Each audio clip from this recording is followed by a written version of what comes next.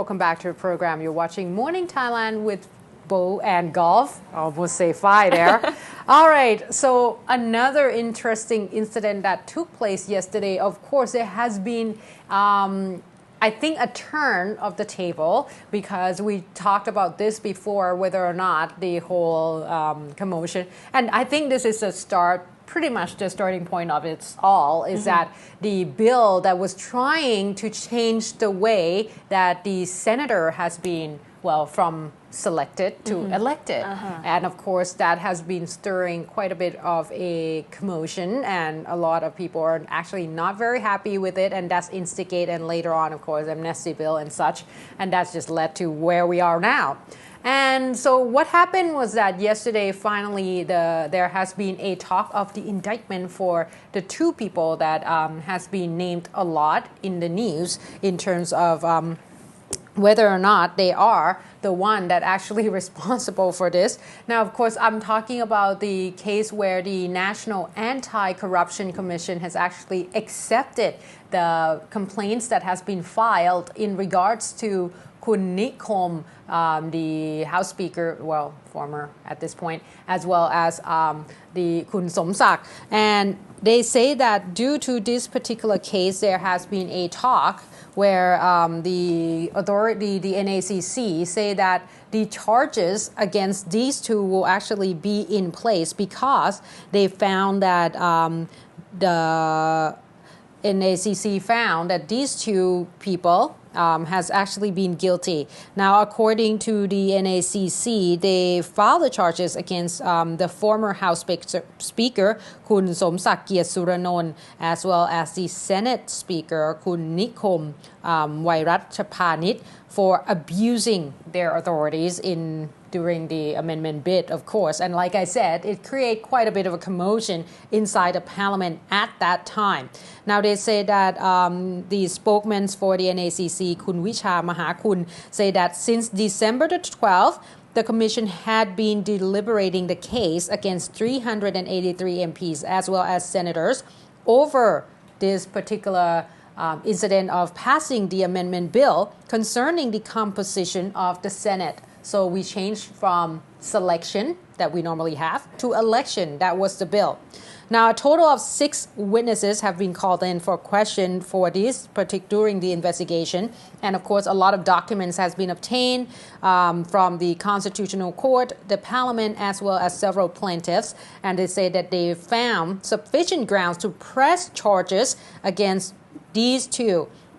And they say that the two found to have committed malfeasance and abused their power in accordance to Section 270 of the Constitution. And they say that these two will have to pretty much acknowledge these charges on January the 10th of next year. So they probably will have to be in court. And as for the rest of the MPs and senators that actually part of this particular case as well, they say that everything probably would be concluded and maybe more names will be added on to the list by January the 7th. Okay. But at this point, like I said, this is almost like a start of different bills that has been passed. Some of them very early in the morning, or you could call it late at night because 2, 3 in the morning and such. But still, this is almost like a starting point. But don't forget, we're not sure whether or not this will actually fall into place, because once they talked in the court, they might turn, the tide might turn the different way. So we have to wait and see. But that's so far one of the biggest thing that came out yesterday as well, related to the politics. Okay, well, still in politics, and actually not in politics. A little bit away from that. Maybe politics within themselves, about the digital TV auctioning and also the license that went on. And it's definitely a huge step in Thai history for the digital TVs, right? This is just like a revamp, or pretty much, because different numbers. Well, other countries changed already because you have to change from analog to digital. But for example, Japan takes quite a while before they actually do a transition. For us, I would say that this is quite fast. Quite fast. But, it depends because it seems like we don't get to watch a lot of movies or channels, that's for sure. Okay, well, mentioning in detail about this is basically to say that, it generated a lot of money, of course. Okay. It was at least 39.65 billion baht. Goodness me. That's right, for the NBTC. And of course, since we're talking about, a huge sum of money, there also has to be the monitoring process that has to go on as well. And this was by the head of the NBTC Monitoring and Evaluation Committee that was led by General Bunyawat Kreuhong.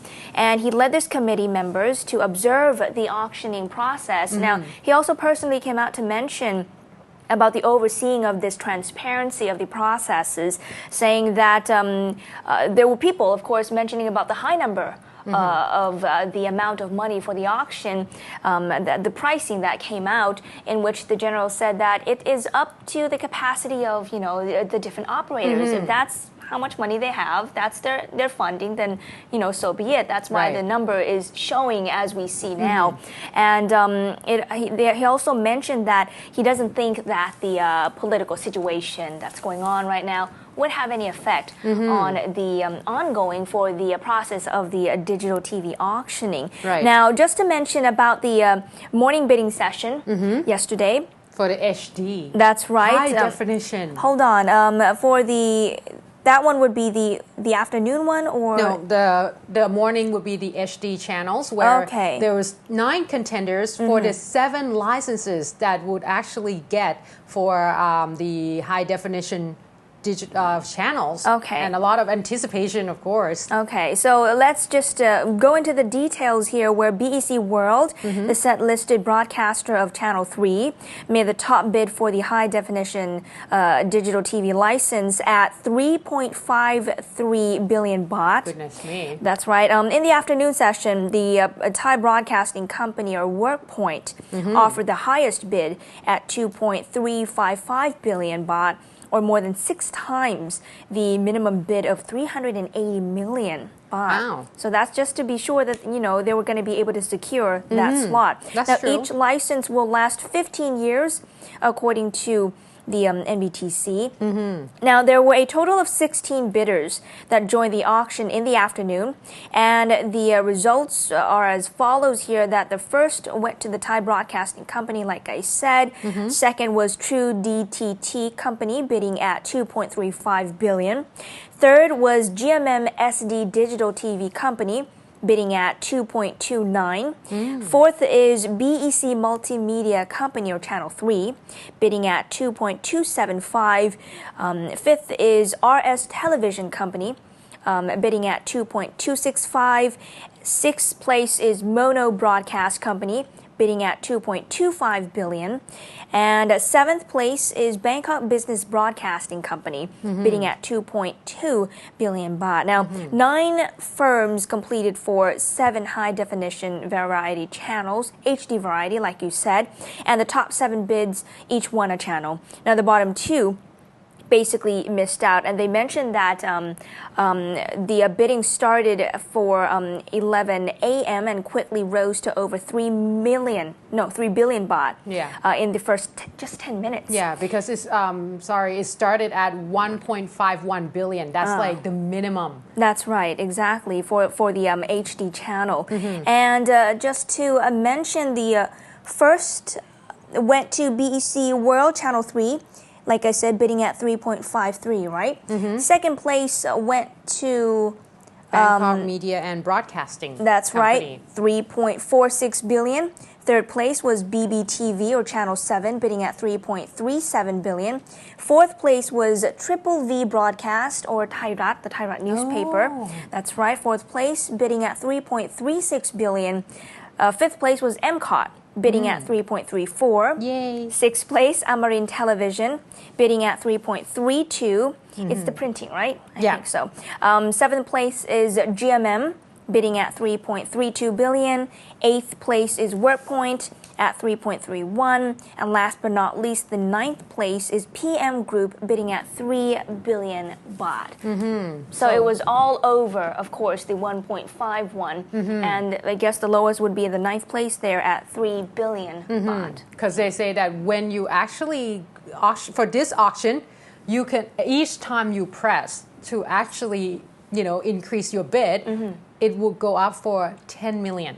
Each time. So, each press worth 10 million. And it just go up that high. I guess it's going to be like press yesterday. Now, moving on to the anticipation that we have. Digital TV is supposed to be quite big, but yesterday is kind of taking a back seat because the demonstration yesterday was so intense and severe. Starting early in the morning, just right after we finish our program, there has been a report at about 7 o'clock that there has been a warning from the police that they will actually fire the tear gas. And soon afterward, a lot of tear gas, we're talking about over hundreds of the tear gas bombs actually has thrown to the inside the demonstrator itself at the Thai-Japanese Stadium Youth Center. Now they say that due to the fact that yesterday was supposed to be a drawing day, as you can see there, demonstrators are trying everywhere they can to actually go across. They cut the lock. They're trying to climb over anything possible. And the police actually has been told that they kind of sent out a warning.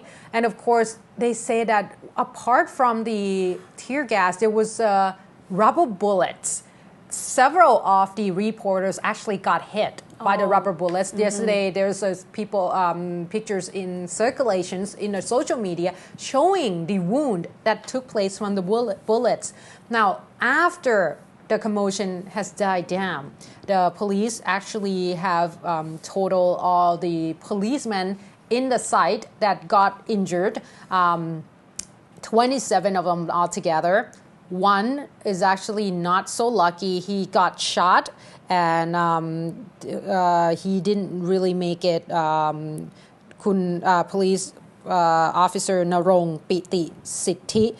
He actually belongs to Talat Plu police station, and they say that he died due to a live bullet that has hit him right in the right chest. So they say that for some reason they did not think that there was going to be a bullet. According to Police Major General Piya Utayo, who came out and talked in the announcement on behalf of Capo, he said that there has been some of the demonstrators up in the building using live rounds of bullets. But mind you, this is the information that has been given by Police Major General Piya Utayo. And they say that the police got shot and died. Who got shot and died? Police officer, Narong. They say that he has a 5-year-old son as well, who obviously is quite heartbroken. At this point, any death, any injuries is actually bad news for all the Thai people. But there was also another policeman that, lucky enough, police officer Thanapol Noplue, who actually got shot on his right shoulder. But at this point, he's already been cleared that the bullet has been removed and he's survived. But there's several others. They say that over 100 people got injured yesterday. And one death toll so far.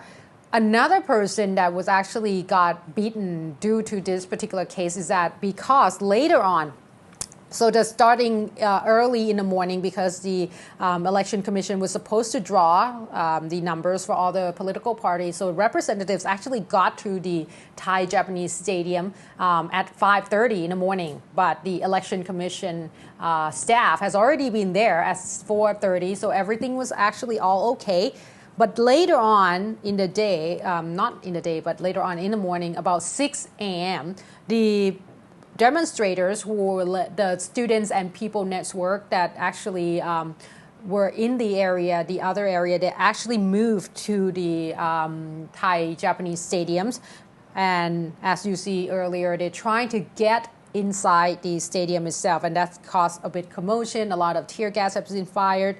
Later on in the day, finally they cleared out, but at 3 o'clock, they pretty much closed down Vipavadi Rangsit Road, which is one of the major road, I would have to say, that linking a lot of places together. That caused quite a bit of a traffic yesterday. But along the Victory Monument area, there was one man, he's a taxi driver. He got out of the cab, I guess due to the fact that he was probably upset being in traffic for so long. He started yelling, started throwing things at the demonstrator. That ended up angered a lot of people. As you can see there, it turns violent. He actually was dragged from his car, beaten until he pretty much beaten senseless. Yeah. Oh my. And he was sent to the Pramongkut Glau Hospital, which is not far from there. But it was just showing you that for some reason we just have so much anger in each of us, and demonstrations, it's just no longer a peaceful one. And yesterday Capo has made an announcement as well, trying to explain to the public about the reason why there needs to be a use of tear gas and such to make sure that that all the demonstrators are actually in place. But as you can see, that was beaten. That's not shot. That was pretty much people beating him. And they say that at this point, they are requesting that all the people actually maintain peace and order. And I think we should have known that by now. But still, that caused one death already, and hopefully not going to be any more. Well, just to add more of the other information concerning the protest that also was going on, the extent, of course, also went all the way to, as you can see, the entrance of Soi Yotin Patana 3, which is the residence of the Prime Minister. And we saw protesters, they were on the six-wheeler pickup trucks, of course, heading their way to the Prime Minister's residence in order to pressure for her to leave the post of the caretaker or acting Prime Minister and Defense Minister as well. And of course, as you saw earlier, it was also led by one of the core PDRC leaders, Anchali Paidirak, and they were at the Premier's residence, like I said, and they traveled on these trucks. It was all equipped with food, water, and also medical supplies and this one is quite peaceful. They say they didn't try to penetrate into the guard lines and such, but well, they wanted to make a point, a standpoint, I guess. And this is all after, of course, knowing that the Prime Minister is not there. She's been in Chiang Mai since December the 25th, after her tour for the provinces or the visits of the northeastern provinces. And I'm not sure when she's going to be coming back to Bangkok, but in her hometown in Chiang Mai, that's where she is. And as you can see right there, like you said, it was peaceful. They were able to. Nonetheless, it's still a private residence. That's the only thing that kind of concerned me, is that it's a private residence. Sometimes it just not to go overboard and such. All right, now with that, we're going to have to take a short break, but when we come back, of course, a little bit from the Prime Minister's side, trying to plea for the national reform for the PDRC to join, as well as the fact that the election commission commissioners came out and actually requested the government postpone the election date from February the 2nd to a little bit further down the road, because at this point it doesn't look like it's going to be smooth sailing anymore for the election. All right, with that, we're going to take a short break. When we come back, more of those updates.